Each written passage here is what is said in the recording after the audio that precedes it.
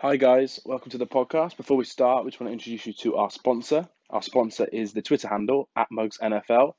They're a company that offer a range of custom items such as mugs, t-shirts, crewneck jumpers, and hoodies, all customized with your favorite sports player or your sports team. That can be any sport ranging from the NFL through to the NBA to UK sports. All you have to do for an extra 10% off your order is drop them a message on Twitter quoting our podcast, that is the Hardwood Hoops podcast, and they'll get 10% off your next order. Cheers and enjoy the show.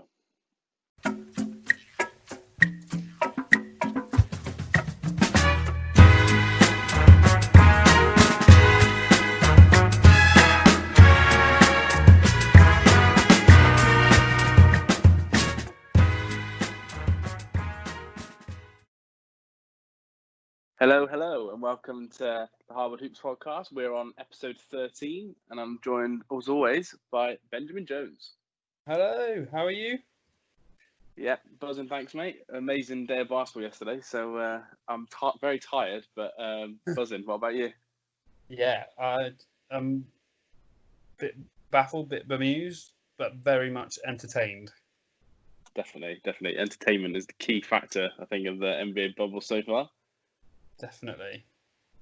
So similar to our last breakdown episode, we're just going to go through a little bit more in depth, on some of the bigger games and the bigger storylines, and talk about a little bit more to do with the 8-9 seed in the West and the best games coming up this weekend. But first, we'll just start with a little bit of news, Ben. We've seen some amazing games and some more incredible offensive performances, but we've also seen the Bucks and Lakers officially secure the top seeds in the East and West. What are your thoughts on that? I know we kind of all thought it was going to happen, but we've still got to get over the line, haven't you, in the end? Yeah. It's just in the odd fashion that it kind of happened. Sort of, the Lakers have kind of ticked along as is expected. I know they've got a few creases to still iron out with little injuries and like allocated minutes, things like that. Who's going to play what? Who's going to play where? But they've done it in the sort of fashion we thought. The Bucks have done it slightly later than I thought they might, but they got there in the end. So it's as expected. It's about the only thing that's gone as expected, I think, so far.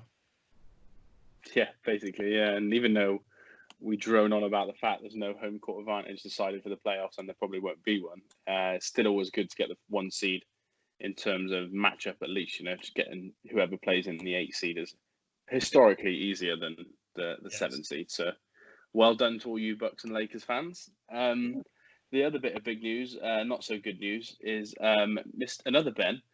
Ben Simmons, has got a patella injury. I believe it's a partial dislocation. I think it happened in their last game, Ben, I think. Yeah. And just a little bit of background, D Rose has had this injury after the big ACL injury, so it's not the big injury. Patrick Mahomes, who's my favourite athlete in the world, has had a similar injury. They were both out for 5 to 8 weeks, respectively. So Mahomes was out for 5 weeks, Rose was out for just under 8. So we don't officially know the timeline. They haven't even decided on treatment, allegedly, yet. They're just waiting for the swelling to go down. So we could be missing Ben for 4 to 8 weeks at least, potentially, which is a huge blow for the 76ers, potentially, especially on defensive end. Yeah, the coach came out as well and you could tell, like, heartbroken. Like, it's such a big blow to that team. He's so integral to the way they like to play, that big defensive presence on all the guards, the way he can work inside, the way he finds an open man. Like, he is an all-star caliber player, and to have someone like that go down is a massive problem. However, I feel like this is the time to see whether Ben Simmons-less Sixers can work, because there's always that talk, Joel Embiid and Ben Simmons can't work together. Okay, well, now it's time to see if they really can't work together, and if you've got a chance to see whether a Joel Embiid-centered team can work.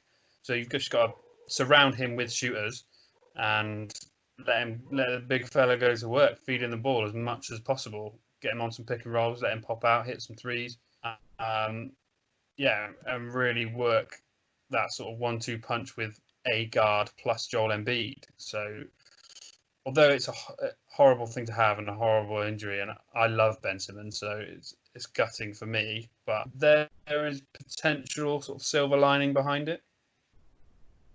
Yeah, definitely. I think they're missing on the defensive end more than the offensive, and we expect probably Al Horford to come in and play his usual 4 position. Obviously, completely different to how Ben plays it, but he's a good defender in his own right, and obviously he's probably he is a better 3-point shooter, so he'll probably actually give them more shooting than having Ben at the 4 at least. And it'll probably just put absolutely huge emphasis on Tobias Harris and Joel Embiid offensively, I think. But yeah, interesting test to see. Yeah. Like you say, if he's on the quicker side, and you're talking 6 weeks, they might get him back for that second round in the playoffs, which obviously could be a tough game. But in the East, if you get the wrong finishing position, their first round matchup could be hard enough alone. That's what I worry about, is if they get a first round loss. They're not going to get swept with the talent they've got, but if they end up drawing someone like the Celtics, and they could easily lose to the Celtics or the Heat or Raptors in, I don't know, 5 or 6 games if they're not good enough defensively. So yeah, big blow for the 76ers. Yeah, as it stands, them currently matching up with the Celtics, but obviously, there's 4 games between them and the Celtics, so that could shift slightly. Pacers are 1 game ahead, Miami 2 games ahead. It's still all to play for in that sort of 4, 5, 6 kind of area of the East. So yeah, it's looking likely it'll probably be Boston, which will be really 10 times more difficult without Ben Simmons. But if it's not Boston as well, it's probably going to be the Heat. So that's not. Yeah, that's probably just.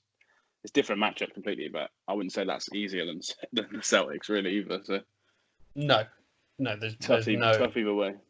Yeah, definitely.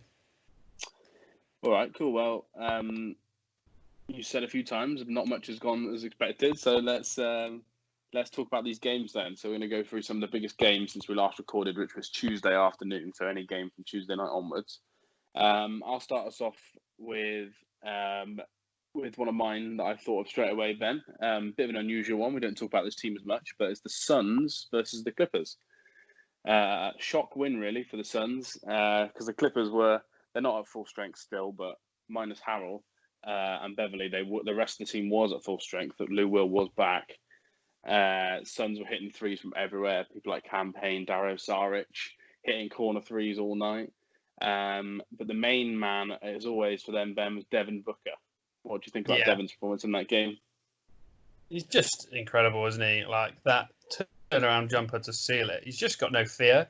He's just got full confidence in his ability to shoot and to score, which is amazing to have. I guess he's had that confidence drilled into him being on that team, because he is essentially their only option when it comes to sort of crunch time scoring.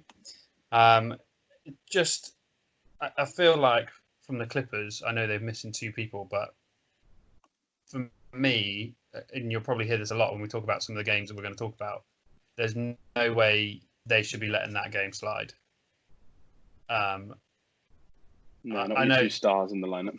Exactly. I know every team has, little slip-ups or a team gets hot or whatever, but that's when you need to, the championship caliber teams need to pull themselves aside and say, we need to shut this down. How can we get through this? How can we get past this? How can we get back into this game? And that's what worries me a little bit about the Clippers. I don't see much sort of, maybe it's from the coaching side, maybe it's Doc Rivers. I don't see much sort of change in their style and the way they play when things aren't going their way. They don't change things up that much. So I think that's maybe something they need to look at, be more willing to sort of experiment a little bit. Look at the Raptors. Nick Nurse is always chucking things in, giving it a try, and sometimes it works, sometimes it doesn't. But they've been incredibly successful with that. I think they need to be willing to try that. Yeah, definitely. I think a lot of it we've seen, not just for the Clippers, but some of these bigger teams, is an unwillingness or an inability to work out how to stop the other team defensively. Obviously, if you're Yeah, not hitting your shots, you're not hitting your shots. But especially a team like the Clippers, they're the deepest roster in Orlando, but they've also got the best defenders in terms of as a whole unit. And the yeah. fact they really struggle defensively, I find shocking. But just a quick one. Anyone who hasn't seen Devin Booker's game winner in that game, please go watch it because he hits a hell of a turnaround over Kawhi and Paul George. I think Kawhi Yeah, is the lead defender, and then Paul George comes to help, and he hits it's a 2-pointer, but he hits the turnaround over both of them. And honestly, anyone who maybe doesn't like watching the Suns or thought the game was going to be a wash and didn't watch it, go watch the game winner because it's really good. it's so Um, good. it is, yeah. But going back to the Clippers, obviously I've tipped them for the title many times. It looks like they're going to be playing certain Mavs in the playoffs, so I'm probably going to end up changing that prediction just because I'm a homer. But if you look at them defensively in the bubble, even though they are 2-2, they've conceded 103 points to the Lakers, 103 points to the Pelicans, 117 points to the Suns, and 111 points to the Mavs. I know it's an offensive league, but to not hold anyone below 100 and obviously only hold one team below 105, that's not going to get it done in the playoffs. And I know they're missing Montrezl Harrell, who's good on the defensive end, but they've still got mainly all of their defenders that are there, players you've known. Harrell is more of I know he is a good defender, but he's much more of a rim runner, energy guy, screen setter, scorer off the bench. And Pat Bev's played 2 of the games as well. I know he missed last night against the Mavs, but he's played 2 of the games, and for them to concede that number of points is a little bit of a worry. But yeah, quick one about the Suns, Ben.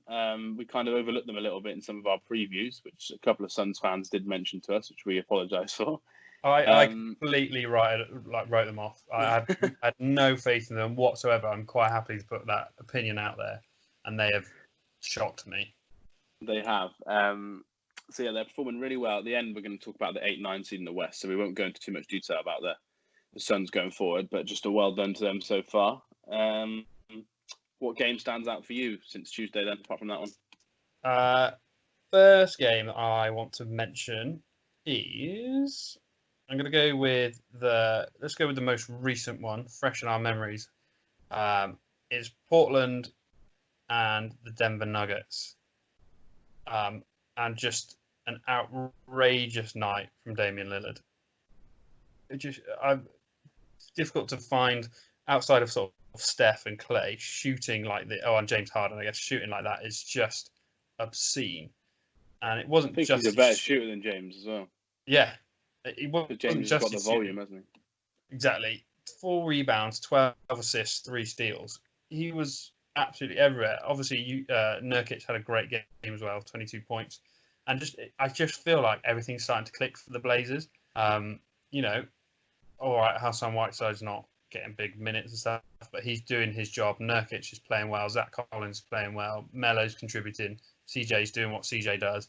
I've been disappointed the most with CJ, actually.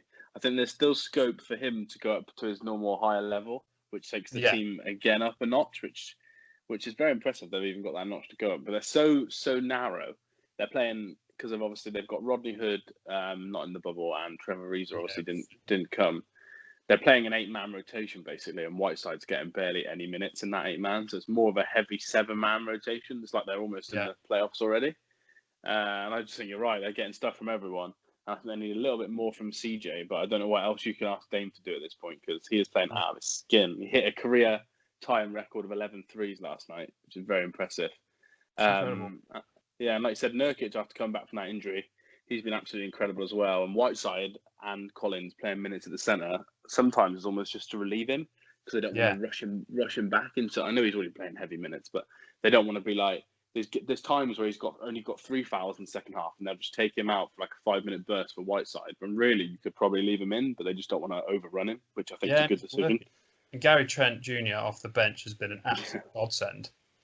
36th pick in the draft, absolute steal. 21 years of age, 45% from free in the bubble. That is a very, very good pickup. He's been making up for, like you said, like CJ's sort of lack of offense so far on the occasional game. They've had that back up there, which is great. I'm really loving this Blazers roster and the way they're pushing the boundaries and really going for that 8th or 9th seed. On the opposite end of that, then, Jokic didn't have a good game at all. Really, no, he's had two poor games for him in the bubble so far. Yeah, 8 points, 13 assists, all right, 5 rebounds. But he runs the point though, so he's always going to get 10+ assists. The amount of shots they put up from the outside. But Michael Porter Jr. has really stepped up, and he's a baller. He can play. Yeah, a little bit more draft chat about him. He was the projected number 1 pick, basically since he was 15 years of age in that, because obviously they project them all the way from high school. They don't know when he's going to come out, but in that age group, he was always projected number 1. And then he had that back injury in his last year in college, and the Nuggets managed to get him with the 14th pick. So if he can stay injury-free, because obviously back injuries at the age of like 18, 19, it's crazy to have such a serious back injury. You just hope that doesn't develop into any more problems. And he's had a couple of hamstring problems on the back of it. But in the bubble, he's been absolutely insane. I think he's averaging over 30 points now, or near enough 30 points, because he had one poor game. But yeah, he's playing insane. He shoots it from outside probably better than I thought, because obviously the college 3 is a little bit short. I didn't think it would translate. But he's shooting from 3 really well. And I know they lost last night, but obviously it took a hell of an effort from Dame. And they have got a lot of players out. Last night they had an extra couple of bench players out. Millsap was on rest, Ben's favourite reason for not playing. And obviously they're still without Murray and I've forgotten, Gary Harris through injury. So they have done poorly in the last couple of games, losing their last 2. I think they're 2-2 in the bubble. We projected they would probably be. Well, I projected they'd be 2-6. Ben thought maybe more 3-5. But yeah, I think they need their players back, Ben. Oh, Will Barton's missing as well. Sorry. So they need their players back as soon as they can, because if they get the wrong matchup in the playoffs, they could be a first-round exit if they don't get some of these weapons back. Yeah, they need to sort the guard situation out, don't they, really? That's the biggest thing. What have they got? 4 games left. Utah, Lakers, Clippers, Toronto. That is a woeful couple of games coming up. That's what I mean. I could honestly see them. I think because they're 2 games ahead now of the Rockets, just because of the loss. Because obviously we mentioned before that the new tiebreaker is the win percentage. Yeah. So they're one of these teams that have come in with a big advantage, playing less games. So they've got less losses. It's similar to a team like the Mavs, for example. They played more games than everyone, so they already had 30 losses. Everyone else had 25, so you're already at a disadvantage. Yeah. But I think with that, because the Rockets have already got 1 more loss, I think the Rockets would basically have to win their last 4 probably, and you'd probably need the Nuggets to only win 1 of the last 4, which could happen. Or Jazz as well, actually. They could win 3 of their last 4. But yeah, the Nuggets, I just honestly, with that schedule and the way they're playing and the injuries they've got, I just think, we said this before, but I think it's nailed on that the Clippers will just be able to scrape that 2nd seed, because I just don't think the Nuggets can catch up with the games they've got. No.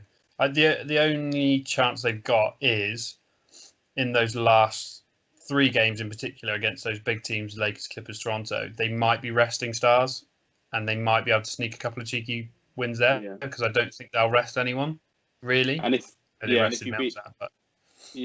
beat the Clippers, obviously you take a win off them whilst giving yourself a win, so it's almost gets you 2 games in the win column against them. So maybe.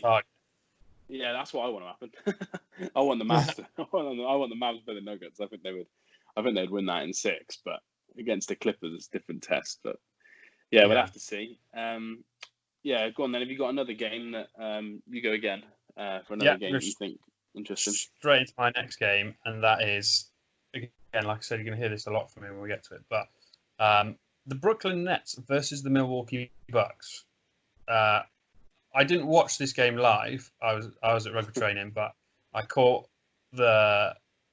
most of the final quarter on the radio, and then got home and watched the last 2 minutes.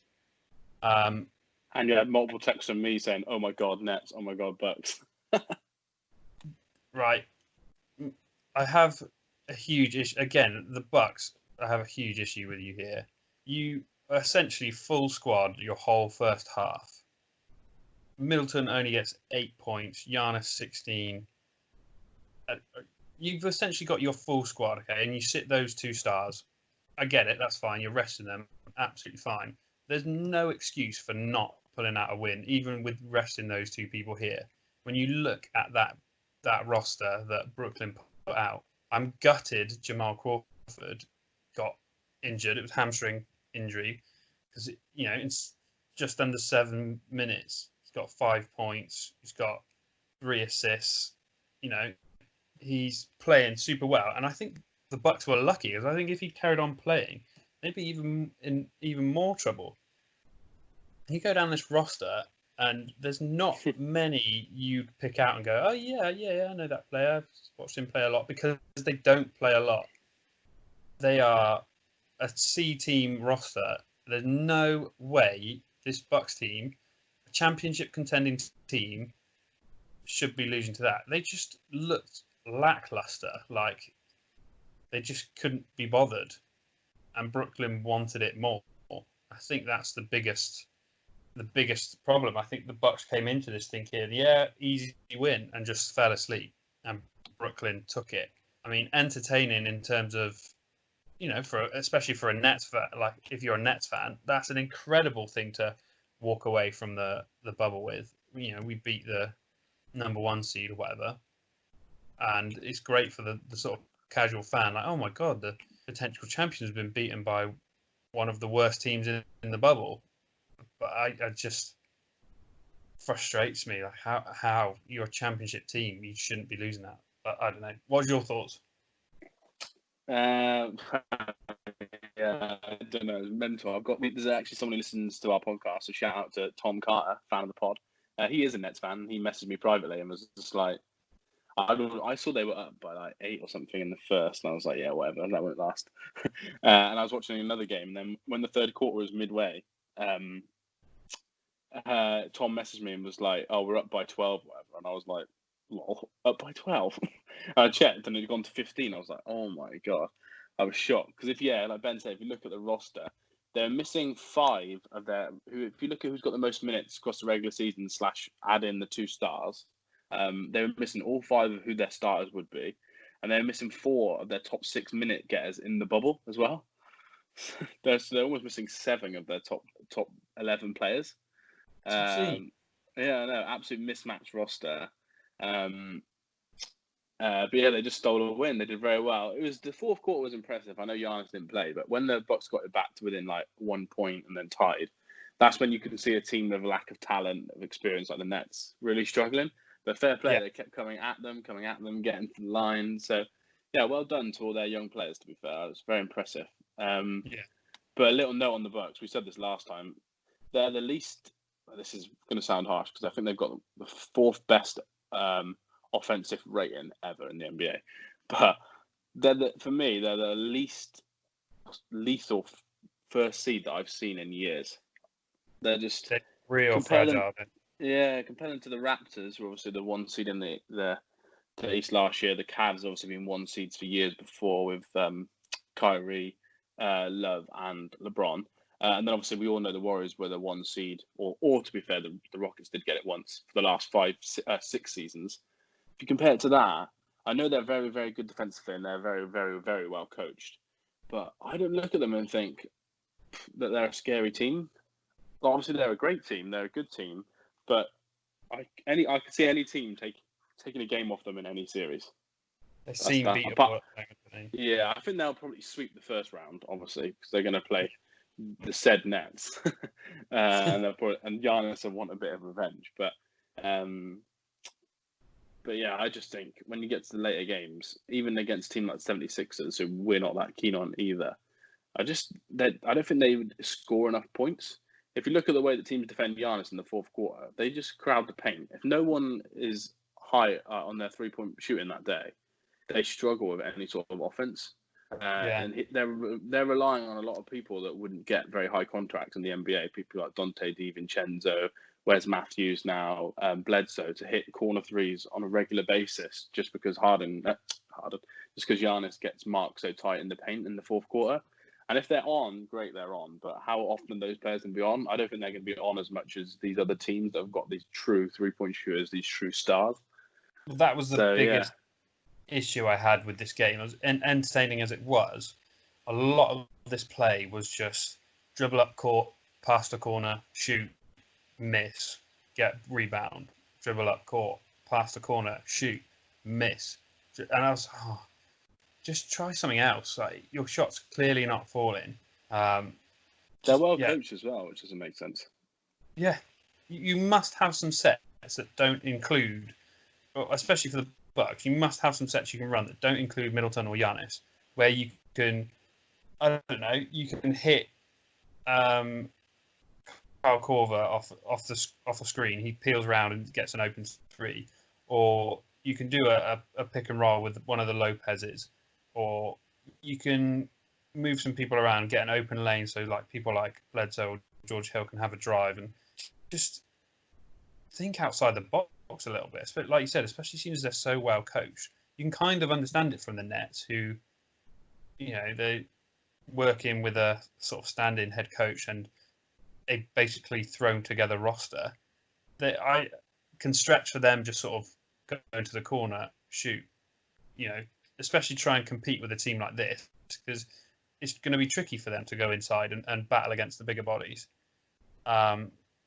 So yeah, I'm really disappointed with the Bucks in that game. But what's your next pick? Quick final thing on the Bucks is, though, they were down 21 points to the Heat yesterday, and then went on like a 35-7 run to win the game. So yeah, pull it back. The problem is, we mentioned they're an amazing team and they want to be, but they're not as consistent on the offensive end as your average 1 seed. But yeah, just to say the other side, there obviously are games where they can absolutely steamroll teams, but yeah, not against the bubble Nets. My next game, I'll leave you to talk about the last game on our list. So I'll go Jazz and Grizzlies. I picked this one because we don't talk about the Jazz a lot. I'm probably going to talk about the Grizzlies loads and loads, so it's good to talk about some of these teams we miss out a little bit. I watched this game and I was very disappointed with the Grizzlies in the second half. I think they struggle so much against good defensive teams. Obviously, that's might sound stupid to say, but any team below 500, they've got a really good record against. But any team above 500 and any team in the top 12 of defensive rating, they just hardly get a win against. I just think they really struggle to create shots. They ask Ja Morant to do too much. Yeah. Ben's favourite player, Jaren Jackson Jr. Yeah. Unfortunately, he's got a torn meniscus, hasn't he? Left meniscus. Devastated. Yeah, that was sad. Sad anyway, because he's such a young player. But obviously absolutely devastating for the Grizzlies. And they really struggled, but we're going to go on later on to talk about the 8-9 seed battle. We've got a few more thoughts on them, but I just wanted to say that I was very, very impressed with the Jazz. I wasn't very impressed with them in their first game. We were all worried losing Bogdanovic, that they'd struggle offensively. Yeah. But they've really started to develop more as the games have gone on. They've really, really developed their pick and roll game to another level. They're using Rudy Gobert more on the offensive end as a mismatch player. And he's scoring more points in the paint rather than just being basically a screener and defensive stopper. And Mike Conley had a very bad, for his standards, regular season. He's looked really good in the bubble on both ends. And he's controlling when Donovan's not on the ball. He's controlling the offense really well. I just wanted to say that I was really, really impressed with that performance from the Jazz, but I also put it on the list because it was a huge game in the standings for the West, so I thought we needed to talk about it, just because every game the Grizzlies lose just really tightens up that playoff battle. So yeah, that one stuck out for me. Yeah, well, when you're getting big bench performance from Jordan Clarkson, 14 points, 4 rebounds, so you're gonna be pushing for wins. But I think pushing for championships with Jordan Clarkson. Oh, definitely. I agree with that. Mike Conley has been great in the bubble so far. It's really so good to see him playing back like his old self, playing super, super well. I think it's been nice for Donovan Mitchell now that he can just sort of focus on what he does best, which is sort of like scoring and not having to worry about running the offense. He's got somebody else that can do it for him. And what I think is even better is that the fact that they are using Rudy Gobert offensively, because I think they underuse him. He's so big and he can sort of 2 steps in the paint from anywhere and he's dunking. Why not use that? I know he's a great defender, but he doesn't have to just be a great defender. He can be that offensive presence as well. And Joe Ingles has continued to perform, which is great to see because I really like him as well. So yeah, Jazz starting to get the ball rolling, starting to look a bit dangerous. In terms of the Grizzlies, just looking flat now. There's just too much Dylan on Brooks is Josh's an shoulders. awful basketball player. Just so you know, Who? everyone likes Dylan Brooks. Yeah, It's just he's really good in spurts, but he's got no basketball IQ. And I watched that game, and I just think, right, you've just gone down by 4. Don't let the lead. You know, in those moments where you're like, oh, let's not let the lead bigger, or we need to hit a shot here, and he just gets the ball, like marked by someone, random hits like a turnaround 3, pulls up from 40, and you're there just like, where is your brain? The coach cannot be asking you to run that offense. no, But yeah, I think they're a young team, aren't they? And I've read a lot about the fact that obviously they did so well in the regular season, but now every game is almost like a playoff game, if we're honest, for these teams between 8 and 12 in the West. yeah, You so can really intense. see you can really see the experience coming through for some teams, and I think the Grizzlies are just losing that and losing probably. I know everyone loves Ja Morant, but Ja Morant's a pretty good two-way player, but you're losing probably your best scorer in Jaren Jackson, I'd say. Yeah, It's just a big loss for a team that struggles to score. the player I'm Um, super impressed with on that Grizz team quickly is Jonas Valanciunas as well. Or yeah, he looks Jonas. good on both ends of the floor, He's to be just fair. so consistent. Yeah, he is. I know Raptors fans absolutely love him, and you can just see why, can't you? When you see him play for a team like this and need him more on the offensive end, he really pulls through for a big man anyway. And Yeah, it's hard, isn't it, to generate offense for a big man? But without him, they would really struggle because if Jar's not going and they've got no Jaren Jackson, they really struggle offensively without Jonas helping them out. yeah. Cool. So we've got one last game to talk about. Obviously, there's so many great games, but we just made a brief list. Ben, do you want to say what game that is? Lakers versus Houston Rockets. Yeah, this was a big one. You can almost put any Rockets game in, to be honest, because they're playing so well at the moment, and they've got quite a Yeah, hard schedule, so they're playing like top teams, aren't they? Every other day, basically. But no, I just thought it was impressive that the Rockets still looked good offensively without Russ because he was off injured. And obviously a little bit biased. 'Cause I'm not as big a fan of the Lakers as Ben, but I'm just a bit worried about Anthony Davis. One amazing game, and it's like 45 points, 12 rebounds, and then one 16, 15 point. This last night was 17, but 16, 15 point mark sometimes, and you're just there like he's such a dominant player. He could probably we've done our top 10 player list, but he could probably be a top 3 or 4 player in the NBA. yeah, But a lot of people put him like 6, 7, 8 on the list because of this reason. And when LeBron's out, you just want him to take over games because LeBron was out as well. Sorry, with a groin strain last night. But yeah, he just disappointed me a little bit, and I worry about that for them long term. Maybe obviously it's different when LeBron's there, but eventually it's going to be a Davis team. I just think I just really want him for him just take over games more often. But that was Harden's role last night. yeah. No, you want to see him have that killer instinct, don't you? That when it gets down to the crunch, you're the guy to take it on your shoulders and carry your team through to the wins. You know, the Lakers only really missing LeBron from the roster they've been sort of playing with and the players they've been rotating with. It should have been closer than it was. I know quite a few of the shots weren't falling. Sort of, well, Kuzma managed to score 21, but his 3-point percentage, he hit 1 from 4. That needs to be better. That needs to be at least 2 from 4. Danny Definitely. Green looked a little bit better, but is still really struggling lately. I don't know what's happened to him. Like he's really sort of gone cold this season. I know I mentioned that before. He's really cold at the moment. I just felt they were on a bit of a lull that game, a bit flat. Just maybe they'd locked up the 1 seed and were a little bit like, I don't know, bit relaxed, didn't come into it with the right attitude, the right mindset, maybe. Whereas the Rockets are on the flip side of that. They're so focused and so dialed in at the moment. Everybody's contributing.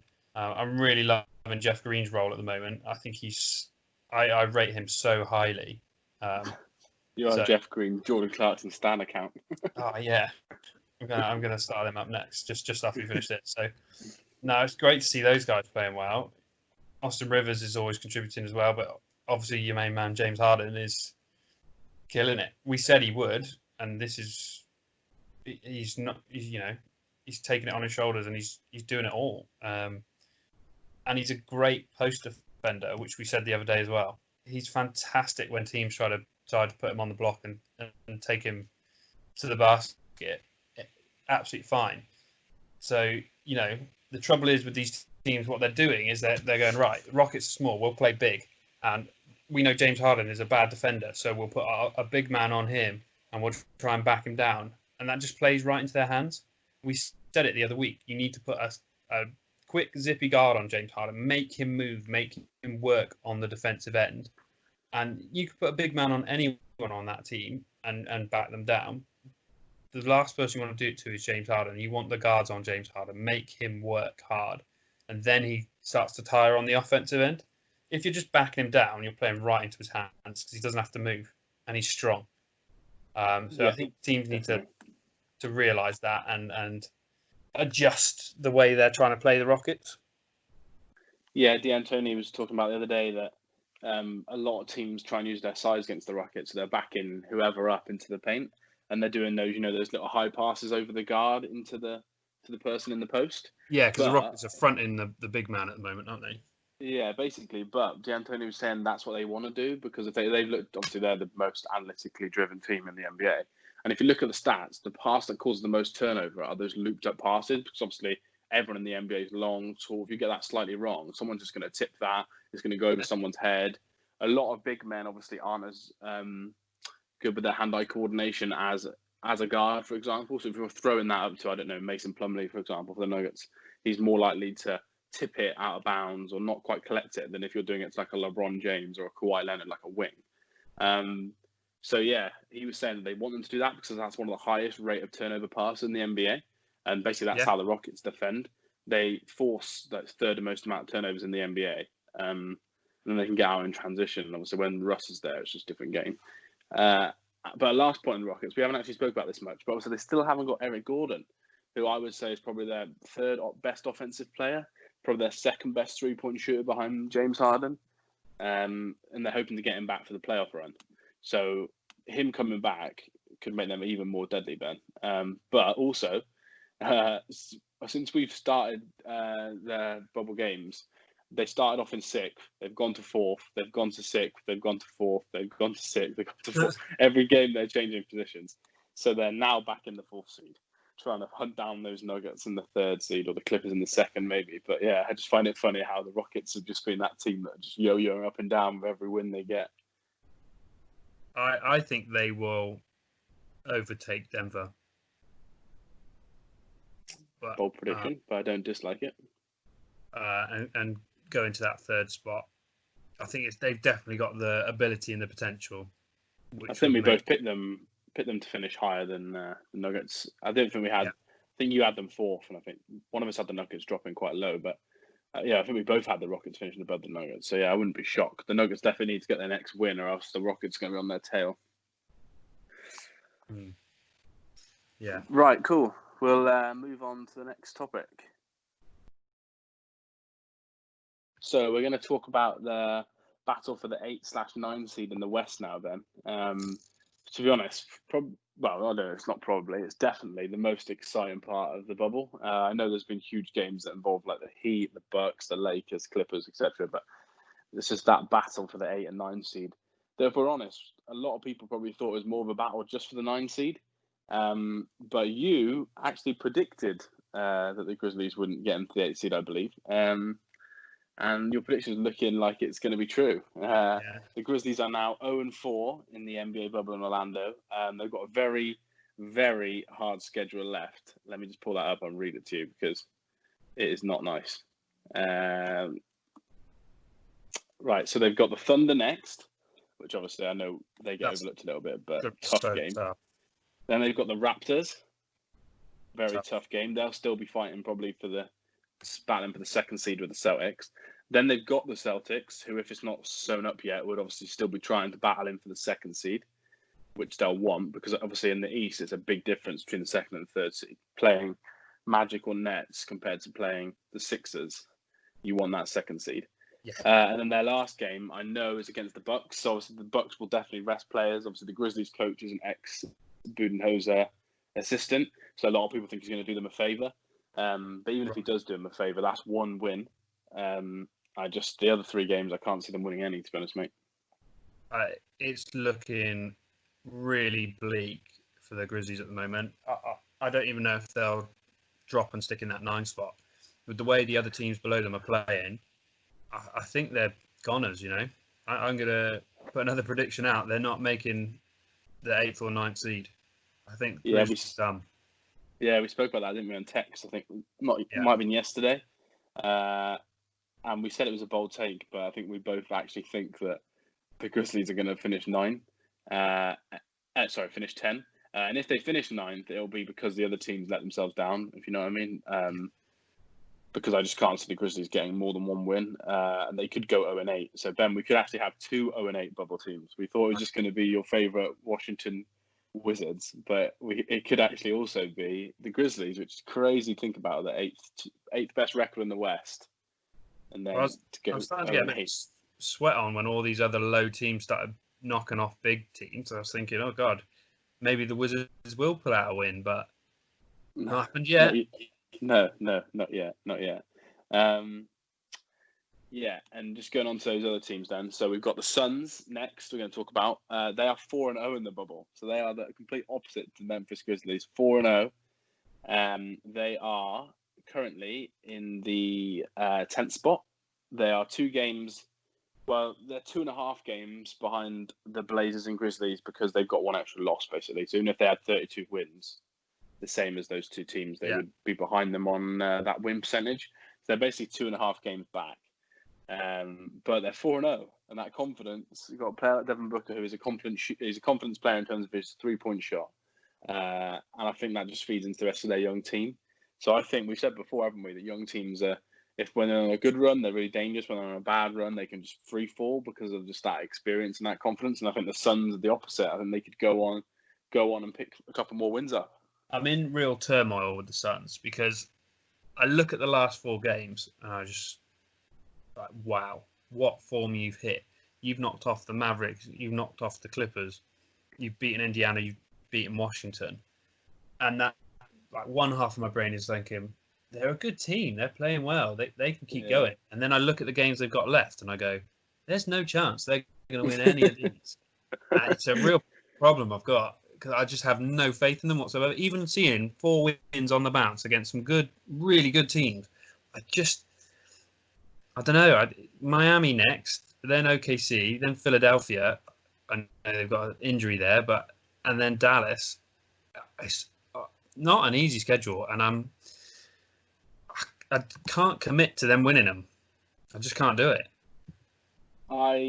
As a Mavs fan with their record, I think that last game they'll be resting both Porzingis and Doncic, if I'm honest. So I could see them sneaking a win there. I think it could be a similar situation to the Bucks.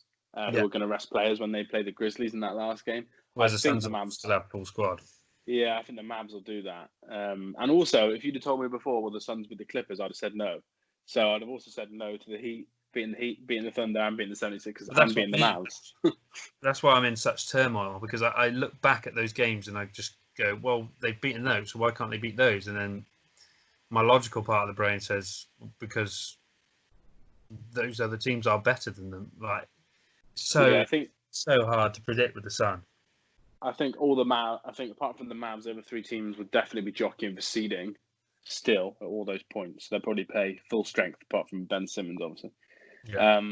But I honestly could see them beating the 76ers just for the amount of threes the Suns shoot. If they're hot, and the 76ers are not a good 3-point shooting team, so it'd be hard for them to keep up. And like I said, if the Mavs rest their 2 stars, Steph Curry is still currently injured, so they would lose their probably 4th or 5th option, so their 3rd best shooter. So yeah, I'm not going to write them off, but they're not going to go 8-0 in the bubble. I don't think. I'm afraid, Suns fans. But maybe I've just jinxed that, and then they will go 8-0, finishing the playoffs. Yeah, and then another couple of teams so that have done well. Move on. Keep talking about the ones that have done well for now. So the Blazers are 3-1 in the bubble, and I think this has Yes, Blade. accidentally become the Hardwood Hoops podcast team of the bubble. Obviously, Yeah. me and Ben have different opinions on a couple of teams. Obviously, we support our teams that we support and like our players we like. But I think we've both ended up moulding just really love this Blazers team with Nurk back, Melo hitting shots, who's my favourite player ever. Everyone loves Dame. CJ is a hard player to dislike. Gary Trent's hitting 45 from three. And we all said at the start that they're the best team in this race by far. You actually had them getting into the 9 seed. Well, I think you had them tied, but obviously on tiebreakers. It went to the second tiebreaker, which is pretty close. Whereas I had them finishing in 10th by game, so I was a bit less bullish. But they've done absolutely incredible so far. And they had the second, I think they had the hardest schedule of anyone. Grizz had the second hardest in the race. And they are just beating some good teams. They should have probably, I know they were down big to the Celtics, but they could arguably be 4-0. They missed some big shots down the stretch in that game. Yeah, they lost by 4. Yeah, they lost by 4 and they were down by 20 at one point. And they finished with the Mavs, who are struggling kind of.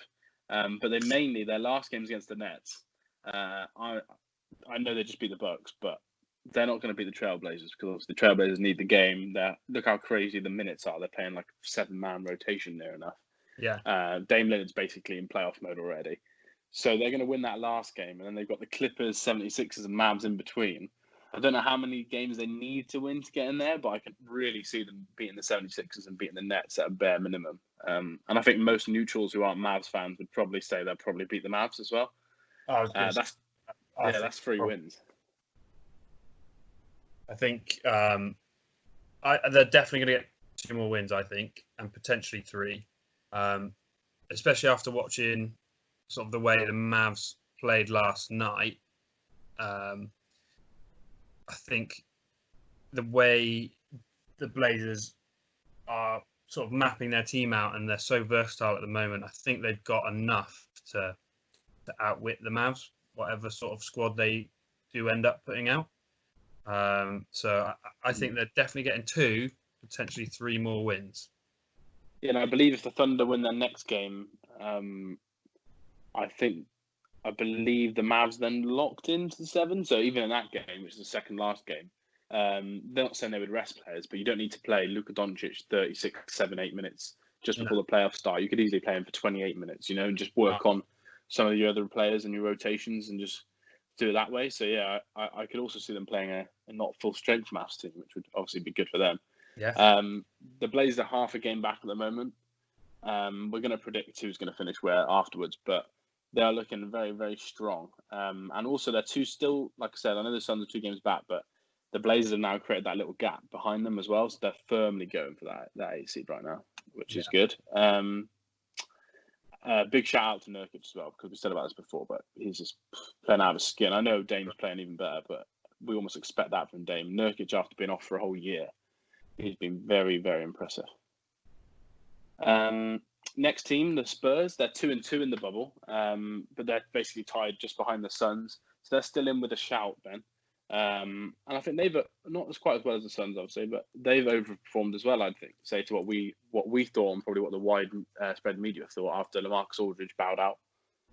Yeah, it's just classic Spurs. They're just so consistent. They hit the shots that they create, and against the teams that are less experienced and can sort of, well, it's the younger teams they've beaten. So they beat Sacramento and they beat Memphis because they've got experienced players, they've got experienced coaches. They know how to react and work in this intense environment, whereas the younger teams don't. They struggled against Philly and Denver, but even those games were pretty close. Just looking at what they've got left, Utah, I think they will struggle against Utah, and they've got Utah twice. So then they've got New Orleans, again, another young team fighting for that same spot that they are. I think maybe that's the game that they can win again, looking at what they've done so far. And then the fourth game they've got left is Houston, which, depending on who they've got available, because it is one of the last game, well, it's on the Tuesday. I think Houston will probably still put out this full squad, won't they? Probably, yeah. They'll probably have Eric Gordon still, but So I think the Spurs are going to get one more win, maybe against New Orleans, but they've definitely performed better than I thought they were going to so far. yeah, they've given themselves a chance, well, haven't they? That's key, not to be out of the race too early. And they got like we said, they got the Jazz twice. And one thing the Spurs struggle with is scoring the ball historically from 3-point. I know they scored 126 against Denver, but the Jazz aren't always. I know we've spoken about that recently. They're not always known as an amazing 3-point shooting team. They like to do a lot of pick and roll, like to get Gobert in the paint, which I know we said is good for them. But the Spurs will relish that sort of 2-point battle. Yes. And one other thing I did think of was obviously playing the same team twice. Don't you think that even if they lose the first game to the Jazz, Popovich is going to learn so much in that first game that I could really see them beating the Jazz in the last matchup just because of how good their coaching is and how experienced that team is. Yeah. So I think they'll get 2 wins at least. Obviously, I don't know if they'll beat the Jazz next. That game is actually today at 6:00, so we'll know more this evening. But yeah, I can see them going 2-2. I'm not saying, don't know if that'll be enough, but if the Grizzlies keep free falling, they might be able to sneak into a 9 seed with a 2-2. Then the last couple of teams, so the Kings, who are actually 1-3 in the bubble, so we didn't want to talk about them much in the preview because we neither thought they'd get there. Then they've actually performed relatively poorly at times, even though they've had a couple of big leads in games. But they're still in with the shout, Ben. That's the key thing. Yeah. They're almost in. They're almost in with the shout because of other teams losing. Like basically the Grizzlies and the Pelicans, they've struggled so much that they've just let that door slightly ajar for even a team like the Kings. But it's a hard ask, but they've got a chance. Well, they're going to keep this momentum rolling. I think. Like they beat New Orleans. Big rivals for that spot. They've got Brooklyn next, which could be 2 on the bounce. Then they go into Houston, and they can think, all right, well. Maybe that's a tough one. And then they got New Orleans again. Yeah. Which they've shown they can do it once. Why can't they do it again? I know their shooting was incredible in that game. I don't know whether they can replicate that. And then they've got the Lakers to finish, who will probably be resting players. Yeah, exactly. That's what I was going to say. That's literally identical, isn't it, to the Bucks situation? I know we spoke about a couple of teams might rest players, but the Bucks and Lakers are prime candidates to rest players with their the amount of lead they've got, but also the fact that Anthony Davis is not blessed with great health in his life. And LeBron James is slightly old. Danny Green is slightly old. And they've got a couple of people that still need to bed in. J.R. Smith hasn't got as many minutes as people thought. Dion Waiters has overtook him. So they might try and get people more minutes. So I think they've got a great chance in that game. And currently, let's just go back to the schedule. The standing, sorry.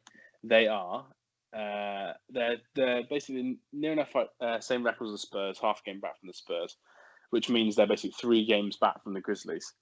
So like we said, if they can sneak 3 wins and the Grizzlies are going 8-0, they've 0-8, sorry, they've got a chance there again. But we'll have to wait and see. They've got a more favourable schedule than some of the teams we're talking about. Yeah.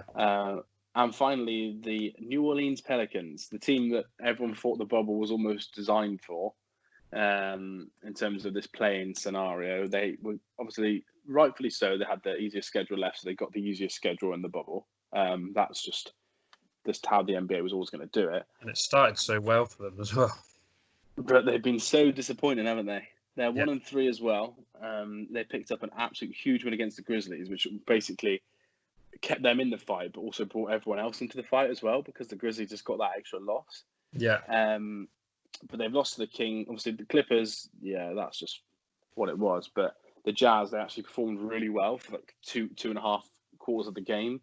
Couldn't see it out. And since then, they've looked very unconfident. The Grizzlies are just awful shooting that night. And they snuck a win there. The Kings scored 140 past them. Wow. It's been tough, but look at their schedule, Ben. Look at their schedule. They got the Wizards and the Spurs. I know we've just said we see the Spurs could beat them, but you could see the Pelicans beating the Spurs as well. We've mentioned many times the Spurs are not a high-scoring offense. Yeah. They got the Kings, as we said, it's another rivalry, and then they've got the Magic, who will probably would have sewn the 7th seed up with the games that the Nets have got. They can't get into the 6th seed, So will they rest players? We don't know. That last game's going to be very difficult to tell who's going to rest, who's not. But they could easily win 3 games there, Ben, and go 3-1 in the last 4. But the way they've been so inconsistent, I can see them losing all 4. Is 3-1 going to be enough? That's the question. Because that only puts them on 32 wins. So, Memphis and Portland only need one more, and they should. If they were 3-1, they would finish 32 and 40, wouldn't they? Yeah. So basically, though, if you think about it that way, if the Grizz did go 0-8, they would be 32 and 41. So the Pels would finish above the Grizzlies in that scenario. But obviously, the Suns would have to probably go 4-0. The Suns would have to go 4-0 for that to happen. So if they went 3-1, they would need basically the Suns not to go 4-0, and they'd need the Grizzlies to go 4-0. Mm-hmm. But I think they've just got to worry about winning their own games, haven't they? Defensively, they've looked absolutely awful. And it's been a real big problem for them all season. But in these more intense games, I think it's just been even worse, hasn't it? Because I've been a bit surprised. Like, obviously, Zion is incredible offensive presence, but he hasn't really offered much defensively, I don't think, really, in the grand scheme of things. You think he'd shore up that, defense around the rim and be blocking stuff all the time. But people have just been walking into the paint against the Pelicans and just having their way with them. Yeah, I think he struggled mentally with his rotations, but sometimes even with his foot speed. I don't know what it is, whether it's obviously a lot of offensive output or we all think he's out of shape. But obviously he can burst to dunk a basketball, but whether his brain's just not switched on defensively or the team rotations he hasn't got a grip to, I'm not sure. But they're conceding a lot of points in the paint and a lot of corner threes from kickouts. So I don't know. It's going to be very tough for them. Last point I wanted to mention, after looking at those schedules as well, all the way through these teams, apart from the Blazers, well, in terms of losses, but they've all been taking wins off each other.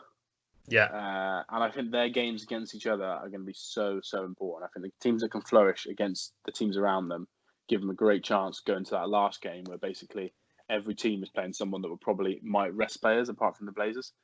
They can go into that last game with a chance. I think any of the teams will probably be happy with the way they've played. But let's go on. Let's finish that conversation with who we're going to finish, who we think is going to finish at 8th and 9th. But I'm also going to extend it, Ben, because you seemed very confident that the Clippers are going to hold on to 2. So I would like you to tell me who you think is going to finish 3 all the way down to 9 in the West, please. I know we did our predictions, but we've seen 4 games now, so things have changed. Who do you think is going to go from 3 all the way to 9? Okay. Just off the cuff then, let's go. So no look at these games. Clippers staying at 2. Houston got up to 3. Jazz got up to 4. Denver dropped to 5. Thunder stay at 6. Thunder stay at... Mavs got up to 6. Thunder dropped to 7. Okay. No, if you look at the Mavs losses, they got 5 more losses than everyone, so that's hard. I think they're pretty. Yeah. Okay. So Thunder stay there. Mavs just below them, and then who's 8th and 9th? The Blazers go up to 8. Cool. And the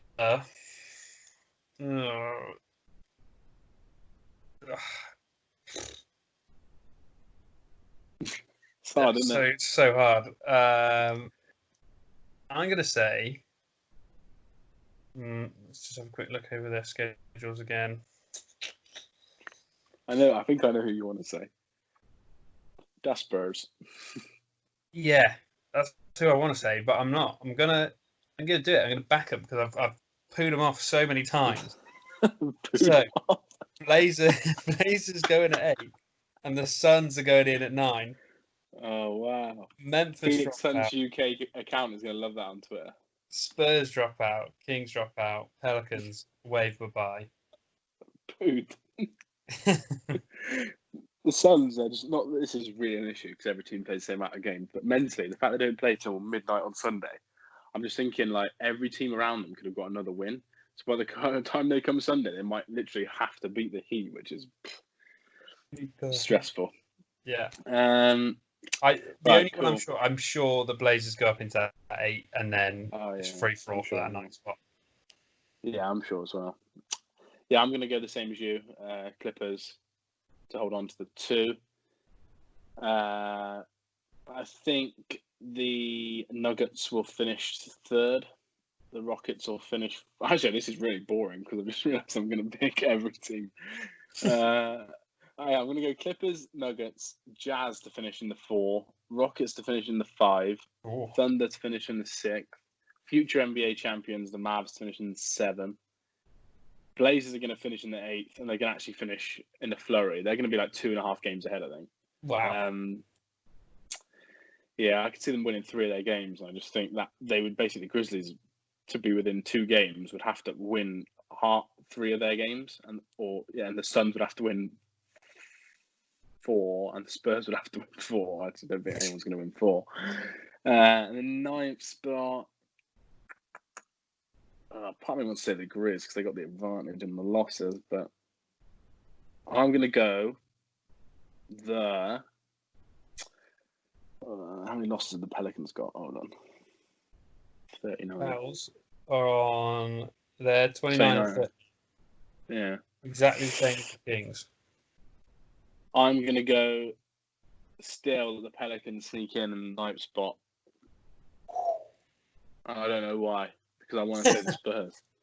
We both want to say the Spurs, but neither of us do. And that is sums of the Spurs up to a T, doesn't it? Like, they're such a great basketball team that everyone, like, over the years, that no one wants to doubt them. But yeah, I'm going to go that they're going to finish. Pels are going to win their last game and finish in the 9th spot. And then Spurs are going to finish in the 10. Grizzlies down to 11. Fuming. What's also in the back of my head is that the Spurs, I think, are currently tied for most seasons in a row making the playoffs. And if they get this one, they get the record. Ever, yeah. But they'd have to then beat the Blazers though in the playing game in our scenario then. And So yeah, I find it's cool how we both agreed though. I think when the Blazers won their first game, the second game actually, and everyone else had struggled, I think we both messaged up straight away. We're like, oh, the Blazers are definitely going to get the 9 seed. Then when the Grizzlies lost their second game, then their third, we were like, oh, I think we're so sure, aren't we, now the Blazers are going to get in that 8 spot? Yeah, definitely. I'm more confident about the Blazers finishing in the 8th than I am about any of the other positions, including the ones above, to be honest. Yeah. Right, cool. Let's finish on. Let's go for some games over the weekend that we're excited to see. So we'll do the same as last time. I'll read them out to you, and I'll get you to pick your favourite for the day. Yeesh. Cool. So we'll start with tonight. A huge game, by the way, because tonight is massive, just in terms of this battle for the 9 seed. So we've got the Spurs versus the Jazz tonight, the Grizzlies versus the Thunder, the Nets versus the Kings, the 76ers versus the Magic, the Pelicans versus the Wizards, and the Raptors versus the Celtics. What game stands out to you most there? It's between 2 for me. The first game and the last game. Utah and Spurs, or Celtics and Raptors. Just because I care more about that bottom side of the West. Find that more interesting than what's going on at the top of the East. My pick of the games is going to be that first game tonight, Utah versus San Antonio. Nice. That game's on Sky as well, I believe, for any UK fans that haven't got. Bring me some solid screen and rolls and mid-range shooting all night, baby. He will have that, to be fair, all night. Well, I'm going to pick neither of those games, but it's going to be a key game in the battle for the West 8th seed, which we're just addicted to at the moment. I'm going to go for the Grizzlies versus the Thunder, because I think if the Grizzlies lose this, there's no way they're winning more than one game, and I just think they have to win 2 games to guarantee themselves. I think if they win 2 games, no matter what happens, they'll finish 8 or 9. Yeah. And if they lose this tonight, there's no way they're winning 2 games for me. So they need this win against the Thunder, which are a really, really good team, but they're young as well. So I think they've got a better chance tonight than they have against the the teams they're playing in the second and third game. Nice. And also the Thunder, if they win that, basically will mean the Mavs will definitely be the 7th seed. And I think it will basically mean that the Thunder can then move up to the 5. So a little bit of a key seeding matchup. Obviously, I'm always keen to see who the Mavs going to play. So Nice. that's my pick. Then Saturday night, we've got some more good games. And one, well, we haven't got, I'm not going to call it a stinker, but if LeBron James is out, it's not going to be a very exciting game. So first of all, Saturday we've got the Blazers v Clippers, then the Nuggets v Jazz, then the Pacers v Lakers, the Heat versus the Suns, and the last game of the night is the Mavs versus the Bucks. Once again, it's between game one and the last game of the night for me, and I'm going to go with that early game again. I love my early bedtime. I'm going to pick the Clippers versus Portland. Just because Portland are our team of the bubble. Clippers, it's always nice to see them get beaten. So bring me that 6 o'clock tip. That is going to be a fun game, to be fair. That's on Sky Sports as well, just so everyone knows. Basically every game at 6 is on Sky Sports. I was going to try and be different, but yeah, that's the same. I think the same. Yeah, I think the Clippers win. They can pretty much nail on their 2 seed, which again, as a Mavs fan, is biased because I know the Mavs are going to be in the 7th, so I know who they're going to play. But also, the Blazers are the team of the podcast at the moment. We just absolutely love them. So, and I think if they win that, they're in, aren't they? Yeah, I think they're shooting for the 8th seed because that's their hardest game left. Because the Clippers obviously are still going to play their best team that they've got available with the seasons up for grabs. So yeah. Huge game. If I was pushed, though, I'd probably go Heat Suns. I've just realised that I've mucked up because I put Heat Suns as my Sunday game, but because it's at midnight, it's actually on Saturday. But yeah, the Heat Suns game, which was my game for Sunday, would be my second favourite game for Saturday because, like we said, this is one of their biggest chances to win a game. And if they go 5-0 and Booker comes up with another 30-point game, I just think Ben could be right, and the poo-pooed Suns, as he called them, could be heading to the playoffs. Right, cool. Sunday's games. We've got 5:30. Before we move on to the Sunday games, the thing that the 6 o'clock tip-off relies on Saturday is the fact that we're going to be on the Instagram live feed with the NBA UK guys, which starts at 5 o'clock. So tune in for that for an hour, and then get the 6 o'clock game. Yeah, definitely. That's on their Instagram handle, which is NBA UK fans.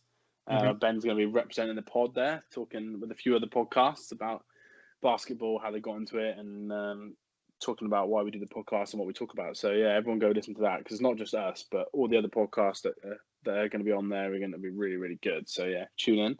Then after you get to beautiful face. Yeah, I know. Yeah, not just a voice. Then after that, you get to tune into a wonderful matchup. So yeah, everyone's a winner. But yeah, finally, Sunday's games. So it starts with a lovely little bit of Wizards action on Sky. We've got the Wizards versus the Thunder. We've got the Raptors versus the Grizzlies. We've got the Pelicans versus the Spurs. The Celtics versus the Magic. The Blazers are actually playing back-to-back. This is their only back-to-back. So they've got the Blazers versus the 76ers. Or the late games are the Kings versus the Rockets and the Clippers versus the Nets, which I don't think many people will be staying up for. It's the middle games here. Memphis Raptors or Spurs New Orleans. I've already watched the Spurs this weekend, so I'm going to go Memphis Raptors. That's going to be my pick. I've already watched Memphis by this point. I'm not going to stay up 1 a.m. to watch the Kings play the Rockets because I don't like James Harden. I don't want to pick the same game as you because it's boring. So I'll probably go. Game. Yeah, 11:30 game's nice, but I'm just constantly talking about the Blazers. So I'm gonna watch the 8 o'clock game, and I'm gonna go for the Spurs v Pelicans. Nice, key game. I think that's an eliminator, really. I think, like you've said, we both said Spurs are right up there in our thoughts. So they're basically going to finish 9th or 10th or 11th in our brain and be very close to that 9th seed. Pelicans, I think, are going to sneak in. just in front of the Spurs. So I'm going to watch that game. If the Spurs win, then I'm all aboard the pop bandwagon. I'm on the pop bus. Choo choo. Riding DeMar Rosen all the way to the playoffs. Cool. Right. I think that's where we should leave it then. Yeah, it's probably a good point, to be fair. I think also as well, we're going to plan on getting together to watch a game together next week. And maybe we can do a little podcast about it afterwards. We're not sure what we're going to do, but maybe, I haven't spoken to Ben about this yet, but if he's free, we might try the Thursday, because they haven't released any times for Thursday yet, because that's the final game of the season. So they're going to put all the best games on at the best time. So you would hope that there'd be a good game on at 8 o'clock for us to watch over here. So maybe we'll plan something for that, Ben. Yeah, 8 o'clock tip game on Thursday could work well. Or 6 o'clock, then you're back to your early bedtime. Cool. Right. Well, remember, everyone, go follow us over at @_Hardwood Hoops on Twitter and Hardwood Hoops on podcast on Facebook. We've had some really good interaction from people. Now we've started doing some polls. Every day we're basically doing a performance of the night from one of the players, picking 4 players, and all you guys are voting. And I think at the end we might add up who wins the most player of the night, Ben, and we could do some sort of bubble MVP award, which would be quite good. Nice. We're also on the YouTubes. Oh yeah, true. We're on the YouTube. What's the name for that one? Hardwood Hoops podcast. Yeah, just go follow us on there. Yeah, because some people obviously want to listen to podcasts on their computer whilst they work rather than draining their phone battery. So we've got our recordings over on YouTube. So go check that out. And I think the plan is to do this again on Monday. Is that right, Ben? Yeah, I think so. Get another one up Monday, hopefully. If not Tuesday, we'll see how we get on. Cool. Hopefully our Suns jerseys will arrive in time for Monday. Come on, you Suns. Right. Have a good weekend, everyone. Enjoy the basketball. Speak soon. See you later, Ben. See you.